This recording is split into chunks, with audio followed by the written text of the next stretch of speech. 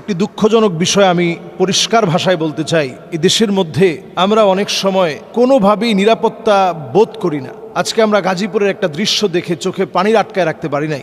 গাজীপুরের যে দৃশ্য হাজার হাজার মানুষকে কাঁদিয়েছে, একজন ইমাম সাহেব তার বাড়িতে হামলা চালিয়ে ভাঙচুর চালিয়ে তার মেয়েকে পিস্তল ঠেকিয়ে অপহরণ করে নিয়ে গিয়েছে। তো এই যদি আমাদের দেশের দৃশ্য হয়, এই কথাটা বললেও তো কত কষ্ট লাগে। আল ইমামু দামিন, একজন ইমাম হচ্ছে সবচেয়ে নিরাপদ ব্যক্তি। একজন ইমাম কখনো, আপনি কি দেখেছেন যে জোহরের নামাজ 20 মিনিট পরে শুরু হয়েছে? 5টা ওয়াক্ত নামাজ যিনি দায়িত্ব নিয়ে জিম্মাদারির সঙ্গে সেকেন্ডও দেরি করে না, আগে ভাগে চলে আসে, যিনি জিম্মাদারের সাথে দায়িত্বের সাথে যিনি নামাজ পড়ান, সেই ইমামের মেয়েকে উঠায় নেওয়া হলো। অস্ত্রের সামনে এলাকাবাসী জিম্মি হয়ে গেছে। এলাকাবাসী কি করবে? এখন চতুর্দিকে অস্ত্রের তাণ্ডব চলছে, রাহাজানি চলছে, সন্ত্রাসী কর্মকাণ্ড চলছে।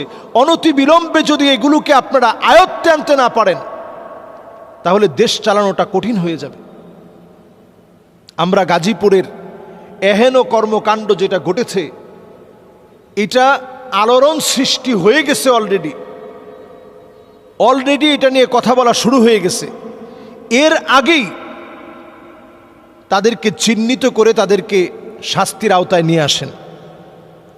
অনতিবিলম্বে মানুষ যেন বোঝে, এদেশে যারা সম্মানের জায়গায় আছে, মর্যাদার জায়গায় আছে, তার সঙ্গে এমন একটা কাজ করা হয়েছে, এটার তীব্র প্রতিবাদ এবং নিন্দা সারা বাংলাদেশে গণজোয়ার আকারে ঘটার আগে এদেরকে শাস্তির আওতায় নিয়ে আসেন। কিছু বিষয় নিয়ে কখনো দেরি করতে নাই। একজন ইমামের সম্মান মানি আমার নেতার সম্মান, একজন ইমামের সম্মান মানি আমার এলাকার মানুষের সম্মান, মুসলিম উম্মার সম্মান। তার সম্মান নষ্ট হয় এমন কাজ যদি একটা এলাকায় ঘটে, এলাকার প্রত্যেকটা মানুষের দায়িত্ব এটা নিয়ে প্রতিবাদ করা। আমি একজন খতিব হিসাবে এই বিষয় নিয়ে কথা বলছি কেন? কারণ এটা আমার দায়িত্ব এই বিষয়ে কথা বলা এবং এই বিষয়ের বিচার নিশ্চিত করার জন্য যা যা করণীয় প্রত্যেকটা কাজ আমাদের করা দরকার।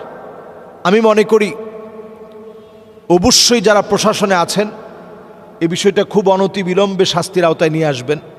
এবং আমরা ঘটনাটা দেখে আমরা ব্যথিত হয়েছি, যেভাবে ভাঙচুর চালানো হয়েছে, একজন ইমামকে যেভাবে তিরস্কার করা হয়েছে, একজন ইমামকে যেভাবে মারধর করা হয়েছে, যেভাবে একজন ইমামকে আঘাত করে অস্ত্র ঠেকিয়ে তার মেয়েকে উঠিয়ে নিয়ে যাওয়া হয়েছে, এটা আমাদের কাছে একটা জাহিলি বর্বরতার মতো আমাদের কাছে মনে হচ্ছে। বাংলাদেশের মতো এই স্বাধীন ভূখণ্ডে এই দৃশ্যগুলো আমরা একটা সময় দেখি নাই, একটা সময় এই দৃশ্যগুলো আমরা শুনিও নাই।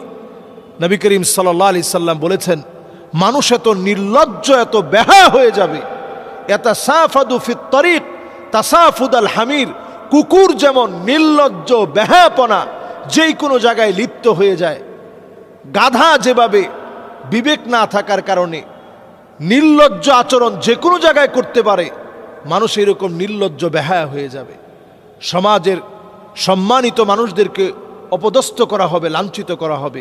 ইল্লা আলা হুসালাতিম মিনান নাস, পরিস্থিতি এমন হবে নেককার লোক খুঁজে পাওয়া যাবে না, আমানতদার মানুষ খুঁজে পাওয়া যাবে না, অধিকাংশ মানুষ চরিত্রহীন লম্পট হয়ে যাবে।